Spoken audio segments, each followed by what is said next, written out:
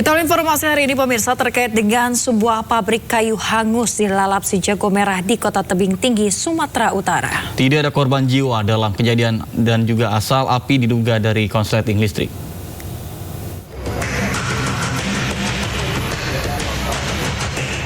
Sebuah pabrik kayu hangus dilalap si jago merah di Jalan Setiabudi, Lingkungan 3, Kecamatan Bajenis, Kota Tebing Tinggi, Sumatera Utara.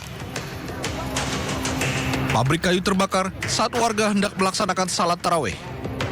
Api diduga berasal dari korsleting listrik hingga menyabar ke material kayu yang sudah dijadikan bahan bangunan.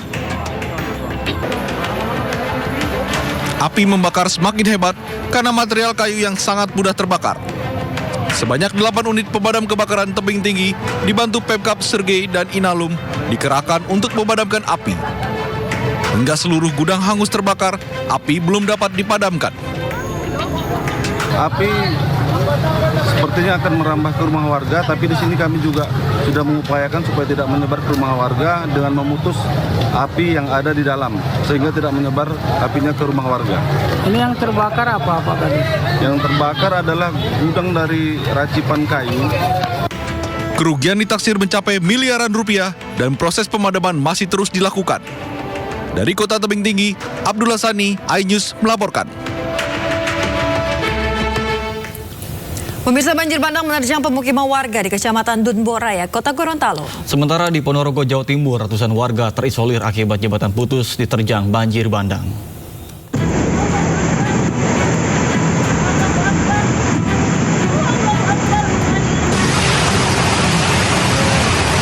Banjir bandang terjang permukiman warga di Kelurahan Talubulu, Kecamatan Dunboraya, Kota Gorontalo, Senin pagi. Banjir disebabkan hujan deras yang mengguyur wilayah Gorontalo sejak Minggu malam. Selain Kelurahan Talubulu, banjir bandang juga menerjang Kelurahan Leato Utara, Kecamatan Dunboraya, Kota Gorontalo. Selain curah hujan yang tinggi, banjir disebabkan rusaknya tanggul yang berada di hulu. Akibatnya, ratusan rumah warga rusak dan dipenuhi material banjir bandang. Banjir juga merusak sejumlah jembatan. Pokoknya kita angkat semua, pakaian lemari setengah basah. Basah? Iya, setengah lemari. Di dapur itu sudah boleh basah? Iya, di dapur ini coba kita jelajin, coba cenggil limbah injang akan. Belum basah ini. Belum basah ini? Tapi syukur masih puasa ini, mau dulu barang-barang anyor. Anyor? Iya, DP yang plastik-plastik. Warga berharap pemerintah setempat dapat segera mengatasi masalah banjir ini agar tidak was-was jika musim penghujan tiba dan terjadi lagi banjir bandang. Dari Gorontalo, Nur Faizila Hasan, iNews melaporkan. Monitor lur, kali ini banjir duduk amber lur. Kali ini banjir amber, soyo gede. Hujan deras mengakibatkan banjir bandang menerjang Desa Munggu, Kecamatan Bungkal, Ponorogo. Kuatnya arus menyebabkan jembatan di desa setempat putus total, sehingga ratusan warga terisolir. Sejumlah siswa dan warga nekat melintas di sungai berarus deras agar tetap bisa beraktivitas. Jadi kalau anak-anak nanti nyebrang sendiri bahaya ya Pak? Sangat-sangat tidak dianjurkan, sangat berbahaya. Untuk orang tua aja kesulitan, apalagi anak-anak. Harusnya deras Pak ini? Harusnya cukup lumayan deras dan bawahnya tidak rata, banyak batuan-batuan licin. Memang tidak ada jalan lain ya Pak? Sementara jalan keputus semua, ada jalan satu tuh lewat tengah sawah itu udah nggak bisa kalau musim hujan kayak gini. Jembatan ini adalah satu-satunya akses yang menghubungkan warga dari satu dusun ke dusun lainnya. Sekitar 300 warga setempat terisolir. Warga berharap agar jembatan ini segera diperbaiki atau dibuat jembatan darurat. Dari Ponorogo, Jawa Timur, Ahmad Subeki, iNews melaporkan. Informasi lainnya pemirsa, akibat hubungan pendek arus listrik, satu unit minibus yang akan digunakan untuk mudik hangus terbakar di Surabaya, Jawa Timur. Pengemudi bisa menyelamatkan diri. Api melalap satu unit mobil rental di kawasan Jalan Pucang Sewu, Surabaya. Sebelum api membesar, mobil sempat mogok hingga muncul percikan api. Bahkan sempat terdengar suara ledakan saat api terus membesar melalap seluruh bagian mobil. Diduga mobil yang disewa untuk mudik lebaran ini terbakar akibat konsleting listrik. Usai setengah jam api melalap mobil, petugas damkar Kota Surabaya bisa mengendalikan api. Beruntung saat kebakaran terjadi pengemudi mobil bisa menyelamatkan diri. Namun kerugian ditaksir mencapai ratusan juta rupiah. Dari Surabaya, Jawa Timur, Yuda Prawira, iNews melaporkan. Pemirsa, sebuah rumah bertingkat dan pasar di perumahan Dian Anyar, Purwakarta, Jawa Barat ambruk akibat pergeseran tanah.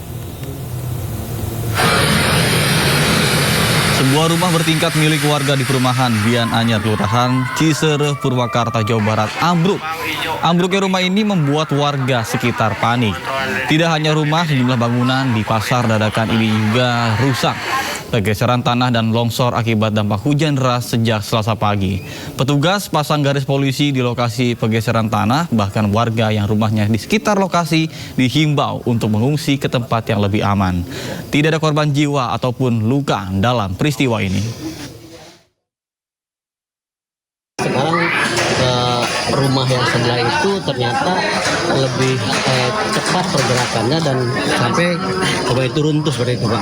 Pak, waktu roboh itu emang udah dikosongin tuh gimana Pak ini, Pak? Nah, memang sejak hari Minggu itu sudah kita himbau, Pak. Kita himbau untuk dikosongkan. Karena memang berbahaya seperti itu. Karena memang kondisi kontur tanahnya ke bawahnya itu cukup terjal, sekitar ada sekitar 10 meter. Pemirsa, gempa bermagnitudo 5,5 mengguncang Kabupaten Tapanuli Utara, Sumatera Utara. Gempa tersebut mengakibatkan 1 orang tewas dan sejumlah bangunan rusak.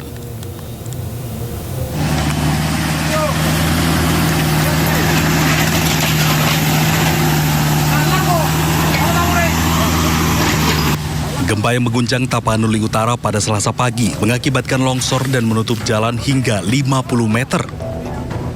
Akibat longsor ini, lalu lintas sempat tersendat karena kendaraan tidak bisa melintas. Petugas gabungan menerjunkan alat berat untuk membersihkan material longsor yang menutup jalan ini.